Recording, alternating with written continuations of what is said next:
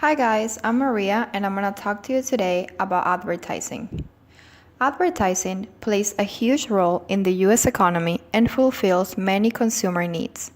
Advertising is so productive and our population has become so accustomed to seeing and hearing all of the ad messages that we don't always find these messages. Although a lot of people think that advertising is a new era, advertising has been going for thousands of years. Starting at 300 before Christ, Babylonian clay tablets with the name of merchants have been found, as well as Egyptian papyrus, which was a form of paper that was used to advertise the arrival of ships carrying various goods. Johann Gutenberg was the first person that invented the printing press around the 1450s. Starting with radio advertising, not everything was ideal on the business of this radio advertising. In the early 1920s, stations were airing programs but not generating any income for their work.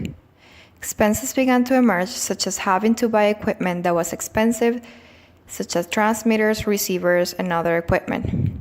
Given these costs, there was a collective call among broadcasters to figure out a way to generate income. So, sponsored radio started.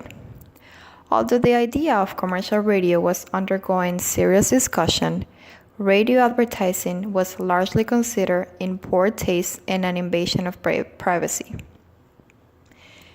The public got its first glimpse of television at the 1939 New York World's Fair, but it didn't immediately catch on. World War II interrupted television set manufacturing and program transmission, stalling television's adoption by consumers until about 3 years after the war. At first, television advertising was based largely on radio's sponsorship model. Advertisers and their agencies produced sponsored programs such as Kraft Television Theater and Texaco Star Theater.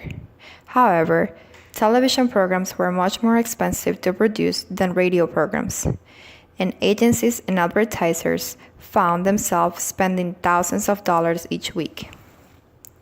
NBC television executive Pat Weaver extended William Paley's idea of selling ad time within radio programs to television and came up with what is known as the magazine style of television advertising.